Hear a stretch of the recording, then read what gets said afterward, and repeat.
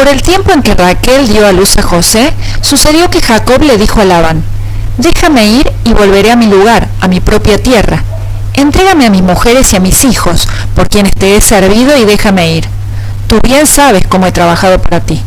Y Labán le respondió: «Si merezco que me trates con bondad, quédate.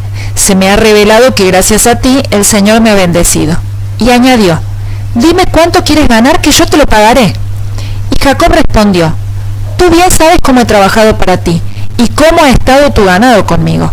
Lo poco que tenías antes de mi llegada ha crecido en gran número. Con mi llegada el Señor te ha bendecido, pero ¿cuándo haré algo también por mi propia casa?». Y Labán le dijo: «¿Qué quieres que te dé?». Y Jacob respondió: «No me des nada. Si quieres hacer algo por mí, haz lo siguiente y yo volveré a cuidar de tus ovejas.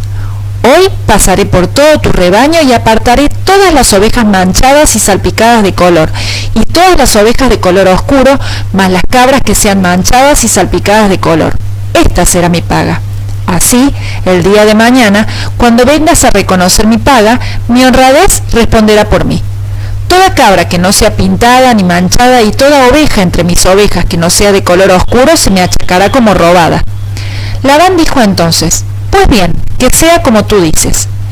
Ese mismo día, Labán apartó los machos cabríos manchados y rayados, y todas las cabras manchadas y salpicadas de color, y toda la que tenía en sí algo de blanco, y todas las ovejas de color oscuro, y las puso a cargo de sus hijos. Luego puso 3 días de camino entre él y Jacob. Mientras tanto, Jacob cuidaba el resto de las ovejas de Labán.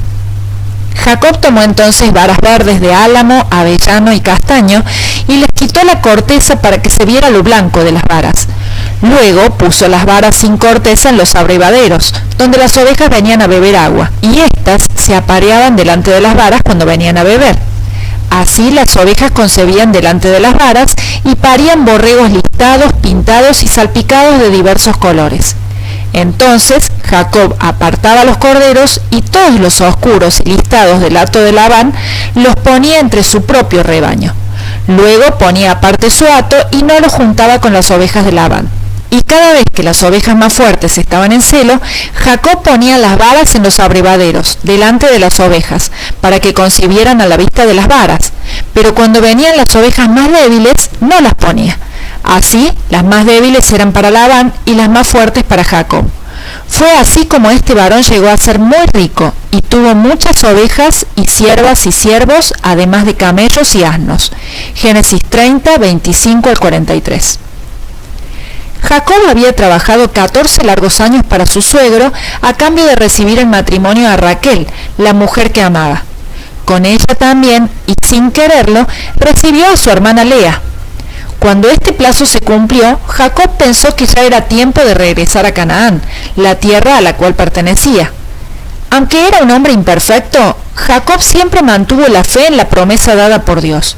Por ello, a pesar de haber estado lejos durante 14 largos años, Jacob seguía llamando mi tierra a aquella que Dios había prometido dar a su abuelo Abraham, a su padre Isaac, y también a él y a su descendencia. Sin embargo, Jacob no podía simplemente empacar sus maletas e irse. En aquel tiempo, la estructura de autoridad en las familias orientales era mucho más compleja y restringida. Jacob no estaba solo, sus esposas y sus hijos también eran parte de la familia de Labán. Por lo tanto, salir sin el permiso y sin la bendición de su suegro podía conducir a una guerra abierta dentro del clan familiar. Por ese motivo, Jacob comunicó la decisión de marcharse a su suegro.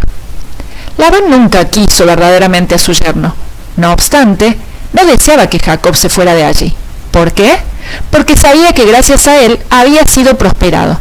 Por ello fue muy sincero con Jacob al decirle: quiero que te quedes aquí porque he tenido la revelación de que gracias a ti estoy haciéndome muy rico. Posiblemente, Labán practicaba la adivinación oculta, una costumbre que Dios aborrece, y por eso supiera con exactitud cuál era la fuente de su progreso. Por ese motivo, estaba dispuesto a pagar cualquier salario a fin de que su yerno permaneciera a su lado y sus bienes continuaran aumentando.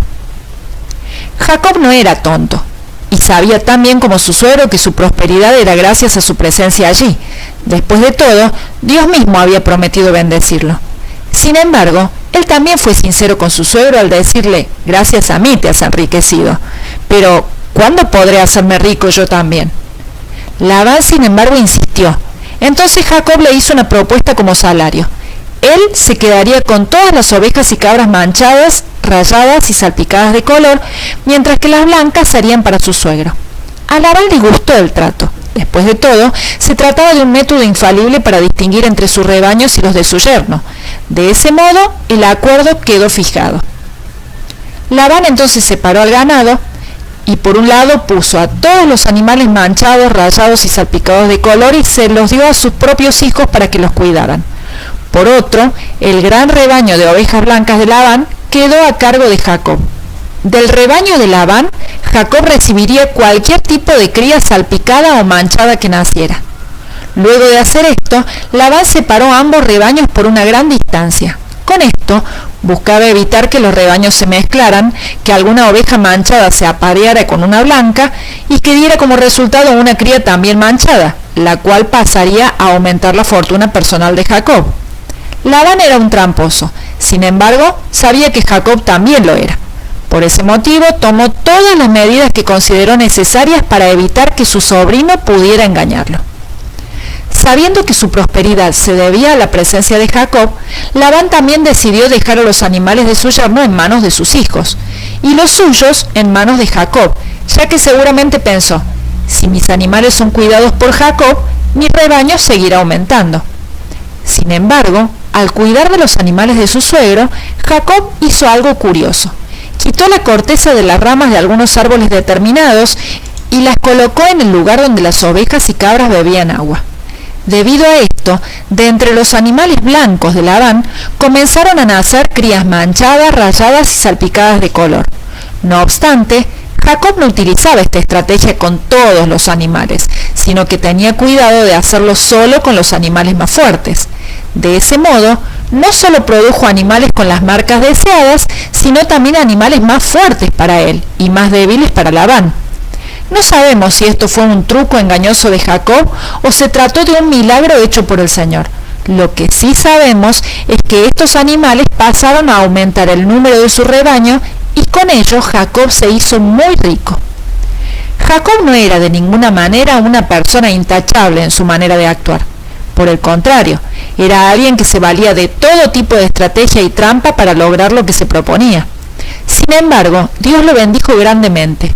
Y no lo hizo precisamente porque Jacob fuera bueno, sino porque estaba cumpliendo la promesa de bendición que le había hecho cuando salió de Canaán. Así como hizo con Jacob, Dios también nos bendice cada día dándonos no solo lo que necesitamos, sino muchísimo más. Sin embargo, si has creído en Jesucristo como tu Salvador, el Señor no solo te otorga bendiciones temporales, sino que también te ha enriquecido con todo tipo de bendición espiritual. Te ha escogido para que seas adoptado como su hijo, limpió tus pecados con la sangre de Jesucristo, el Cordero sin mancha, y te hizo heredero de la gloria celestial. Si Jesús es tu Salvador, Dios te ha concedido bendiciones espirituales que sobrepasan cualquier tipo de bendición terrenal. Y tal como ocurrió con Jacob, no lo ha hecho porque seas especialmente bueno, sino gracias a la redención que te dio a través de su Hijo Jesús y a las promesas que ha dado en su palabra. Recuerda, el Señor es un Dios fiel, que siempre cumple sus promesas. Si somos infieles, Él permanece fiel. Él no puede negarse a sí mismo. 2 Timoteo 2:13.